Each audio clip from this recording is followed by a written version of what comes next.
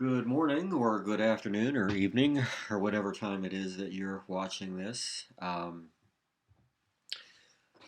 We're in week two of lockdown mode, and it looks like we're not going to be meeting face to face again this semester. So, all of the instruction for the rest of the semester is going to come to you this way uh, via video posts that I'll make. There are some advantages to that. The fact that it is a video means that you can stop it, slow it down, rewind, whatever, and watch it again if it goes too fast for you. Although this week is a couple of pretty simple techniques that we're going to go over. And the first one, clearly, you can do this with an iPhone now, automatically creating a panorama seamlessly and do it in a few seconds, actually. But there are some advantages to doing it with a regular camera, a regular digital SLR, and we'll talk about those when we get this one done. So this is what I'm going to have you do this week. This will be part of your assignment. So uh, watch up. So these are, what do we have here? 10 images that were shot in Las Vegas last year, intending to stitch them together in Photoshop. And it's a pretty automatic, a pretty seamless process if you haven't done this before. There are a couple of things that you need to be aware of before you take the pictures. Um, One is that, first of all, when you're doing a panorama, you want to shoot vertical images, not horizontals. And that might be a little counterintuitive, thinking that, well, we're going to end up with a long, slim looking image. You should shoot this horizontally, but in fact, you want to do it vertically to give you as large a canvas as possible. If you shot them horizontally, you would end up with a very, very, very tiny, thin line image. So the other thing is that, excuse me, I've been, this is one of my first days out of bed for the last 4 or 5 days. I've been pretty sick. Um, was not tested for the virus, but did go and check about it. They would not test me because they said I didn't have enough of the criteria. So hopefully, this is just the last remnants of a cold. So anyway, we're not meeting face to face, so that's good for you guys. Anyway, so the images do not need to be shot on a tripod. Believe it or not, you can do this handheld and Photoshop will seamlessly put them together. However, if you do have a tripod, it could make it a little bit easier. That's up to you how you do this. These were shot handheld, and as we go through and look at these, you'll notice that as we go through them that the images overlap by at least a third. So if you notice the little rock formation here in the first image, when you go to the second image, it's now on the left, and this rock formation, which is on the right, is now in the center. So sometimes, and it actually shows up several times there, it's best to overlap this as much as you possibly can. The exposure for the sky is terrible. There was just too much contrast between the foreground and the background. The foreground is what I was interested in. I knew I was going to replace the sky anyway, so I exposed for the foreground. And these have been adjusted already. You can see the little icon in the upper right hand corner showing that. But if yours, once you shoot yours, you will want to open them up in Bridge, I'm sorry, in Camera Raw or Lightroom, and go down and make your exposure adjustments. You can see I've already played with the highlights and the texture, clarity, dehaze, and all of that. So I've got all these already where I wanted them, matching both in density and color as much as possible. And then once you've got that all done, just hit done in the lower right hand corner of the window, and it'll take you back to Bridge, and the images will still remain highlighted. Now the interesting thing is that you don't have to go any further. You don't have to export these to JPEGs or PSD files or anything to work on them. You can do it right from Bridge, right on RAW files.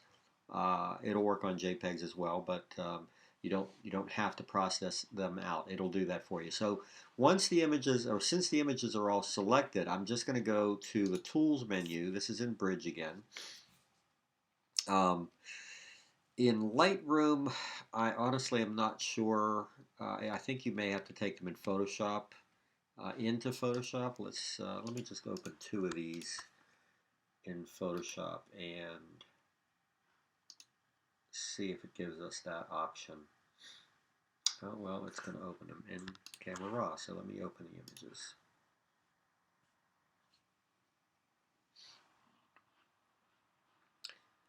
And I'm working on a dual monitor here, so it's opening the images on the secondary monitor. I need to drag them over. Alright, so let's look under, it should be under Automate, I would think. Yes, Photo Merge would be, so in Photoshop, if you do it in Lightroom and then you export your images to Photoshop, this is the command you would be looking for. But it's actually much, much simpler just to do this from Bridge, selecting all the items, and then go to the Tools menu, Photoshop, and then Photo Merge. And what it does is it'll bring up a dialog, and there are a lot of options here, but honestly, you don't really have to do too much about this. The auto option works probably better on most files.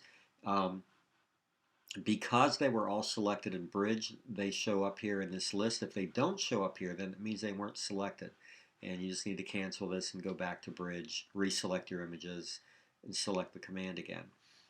The only thing that I'll add to this with off of the standard is I generally will turn on the content aware fill transparent areas, because the corners of this image will end up being transparent. So hang on one second.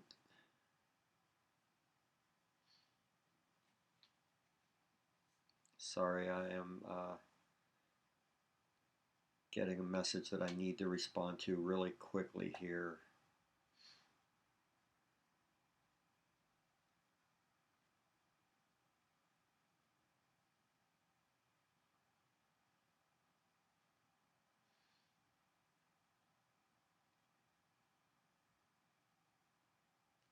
Okay.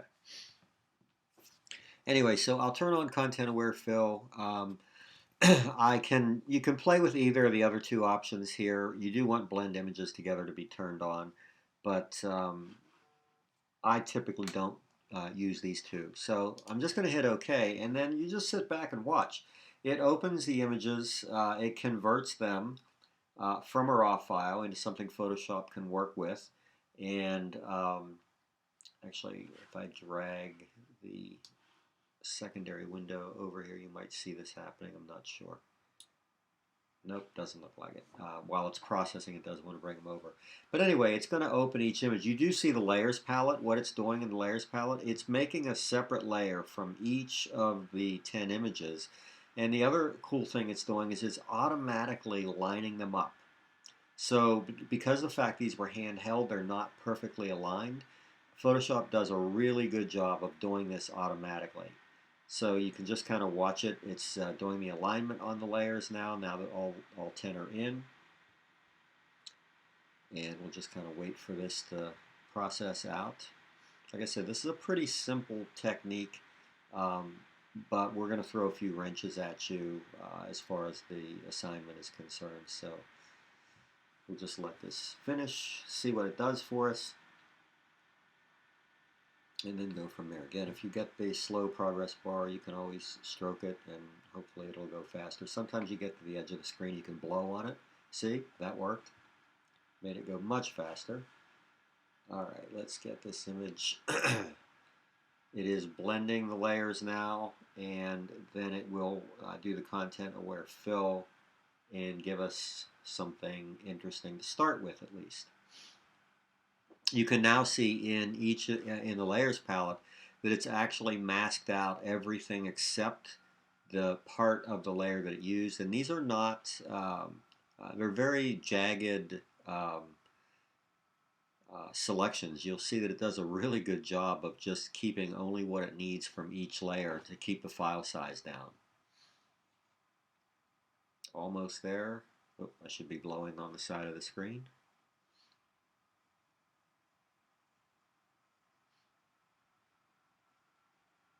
All right. soon as it renders the file, I will drag it onto the screen here. Oh, it's still got to do the content aware fill. I guess I could always turn my webcam on and sing and dance while we wait on this, but nobody wants to see that. We've now added layer masks to each of the layers, and then there will be a merged layer, a layer at the top of the stack that's a merge of all of the layers below, but it'll keep those layers below intact just in case you want to change anything. To be honest, don't think I ever have. Almost there. Now this content aware fill may or may not do the trick. In some areas it might work really well, in other areas we might not like what it does, so we'll just have to see. We can always crop it down.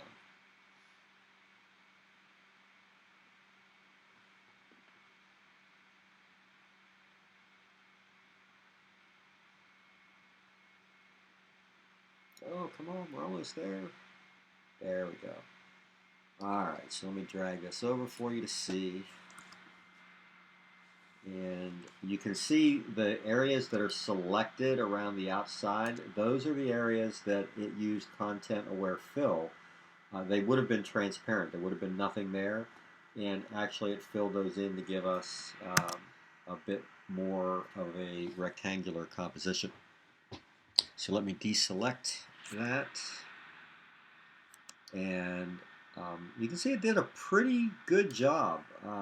We're going to zoom in on this a little bit, and maybe not quite that much, and just kind of go through, and you'll see that it's really very seamless. Like, it didn't give us any issues. Every once in a while you might find something that does cause a little bit of a problem, and that's why the layers and the masks are still here. You can go in and play with those, but in this case, as I go across here, the area that I want to keep, it looks pretty good. So I don't need to mess with it too much more. You do see there's some vignetting around the outside, and there was an option in the photo merge dialog to remove that vignetting.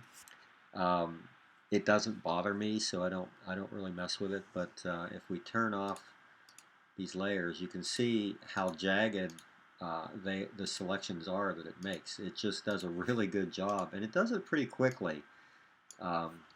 Based on what it's working, what it's having to do. So if we look at our image size dialog box, actually let me go back just for a second to Bridge and just take a look at one image. Hang on. There we go. So these images in their native resolution are 3600 by 5400 pixels roughly.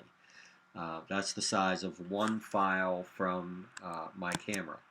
So if we go back to the image that we just created, if it will let us do that, there we go, and we look at the image size in pixels, in not inches, we can see that we are now 6,000 pixels by 14,000 pixels, almost 15,000 pixels wide. Now, your phone does the same thing, is in that it gives you higher resolution than a single image, but it's not going to give you this high resolution typically, and it's not going to do it using the better lenses and things that you have on your camera. So this is capable of being printed really, really large. So if you go back to inches, even at 300 pixels per inch, which is overkill for an image like this, you could print this as a 20 by 50. Roughly.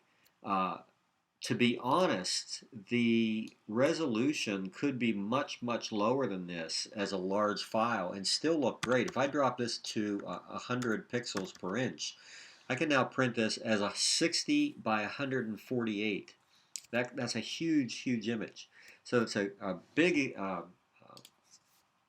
positive about doing it this way as opposed to using your iPhone or whatever to do it. iPhone's great, I use those, but when I want something that I'm going to print and hang on the wall somewhere, or something that I really need, the best quality from because of the lenses, I'm going to use the camera and let Photoshop do it this way.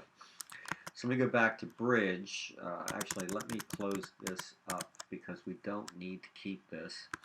I already have this finished, and it's going to slow us down. So let's look at the finished versions of this. So this is what we just created.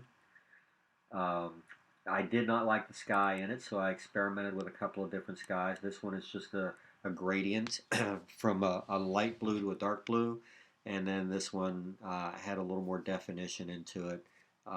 Also, the rocks and everything had been processed out a little bit more in this one. So this is the final image that we came up with. I'm not sure where I'm going to put this yet. I've got to find a spot in my house that will handle a shot this big, but I definitely want this in here somewhere. Unfortunately, the format doesn't fit my 24 by 36 backlit image, or I would have used it for that. But anyway, it's still pretty cool. I want to show you some other panoramas that these are not mine, but I just wanted to show you some of the uses. These are all going to be long, slim, thin images because of the way they're done. Obviously, if you're in a place like this, a single image is probably, it's not going to do it for you. So the panorama is a great option. This one is really challenging, obviously, because of the time involved, the length of the exposures and so forth. This one I would definitely shoot on a tripod, but it's a really cool idea to be able to get that entire Milky Way band in, and then they did something a little more interesting in converting it to black and white too, so you don't normally see that. Um, Things that are in motion can still be used, so keep that in mind. I'm showing you some of these examples to give you some ideas for yourselves because I do want you to come up with something a little more unique on the take here. So you'll notice that there's some distortion, and that comes from being very close to those, using a wide angle lens, which is what you want to do. You want to shoot with the widest angle that you have on your camera. And when you do that and you're very close to something, as this person was to these benches, it's going to create this rounded distortion kind of thing. In fact, if he had been right up on that railing, the railing would have, instead of being in front of him like this, it would have come down this way and this way. It would have just completely split that thing open. So sometimes you want to avoid that, and sometimes you can use that to your advantage for a little bit of um, creativity. So this one's kind of cool, very simple idea, but again, would have been very hard, if not impossible, to get from that distance with a single image. This one actually I shot a number of years ago from a beach house, and it got me $200 off of my next vacation because I submitted it in their photo contest and won. And it was just nothing more than a few snapshots off of the deck around sunset one night. Again, doing something like this at dusk actually adds a little more flavor to it because you're going to get more color saturation than you might normally. So this is a really good time of day to shoot something like that. Justin, I thought of you when I saw this one, so I had to put that one in there. I know how much you love working with your little figures, so keep that in mind. It's something you could probably do, and you'll see another example coming up that might give you an idea. This is it. So even if you only had one figurine, you could still do this. Obviously, this is the same person over and over again in this panorama. It was just moved in between exposures. Oops, sorry. And then finally, there's a stadium. I think, Gaten, I think you had one inside a stadium before that you had done a panorama this way with some people in the foreground. It was pretty cool. So that's just another thought, something that you might try depending on what you have access to. All right. So that's the panorama. I'm going to show you one more technique, a totally different technique, but I'm going to apply it to a panoramic image. You can do this if you want. You don't have to. Anyway, this is a cell phone panorama. This was just taken out my window off of the balcony in a hotel in Nashville back in January. I think you may have seen this image already. But it's actually just a cell phone panorama that we're going to use for this technique, which is the technique, because of the fact that it is almost all possible to do with keyboard shortcuts. You can actually do this in under 60 seconds. In fact, you could write an action to do it in about 3 seconds if you wanted to do that. So we're going to walk through the steps one at a time. It's kind of an interesting little technique. And yes, there are filters that'll do this, but sometimes I like to know the behind the scenes of what a filter is actually doing, or the real way to do something, so you have a little more control over it. So what we're going to do is convert this image into a sketch. And so I'm going to walk through these steps pretty quickly, and then in the resources folder, under the documents folder, I will upload a step-by-step guide for how to do this, complete with all the keyboard shortcuts, so you'll be able to do this really quickly. So the first thing we do is just duplicate the background layer, and that is Command or Control J. You see now I have a duplicate of my background layer in the layers palette. Then I'm going to hit Shift Command U, or on Windows it would be Shift Control U, to desaturate that layer. And then I'm going to hit Command or Control J again to duplicate the desaturated layer. Now on the Mac I'm going to hit Command I, it'd be Control I on Windows, to invert, to get sort of a negative look. And then there is a keyboard shortcut for changing the blending mode to color dots, but we'll do it through this method just to show you where that is. It's in the drop down here. You can also hit Shift Option D or Shift Alt D. These keyboard shortcuts only work, by the way, if you have the Move tool selected before you start. I do not right now, so they probably wouldn't work anyway. So on this inverted layer, I'm going to select the minimum filter, which is under Filter. Where is that? Filter Other, and then Minimum. And just like that, when it comes up, wow, we've got a pretty good sketch pretty much already the way it is. I don't have to change anything. I'm going to leave the radius set to 1.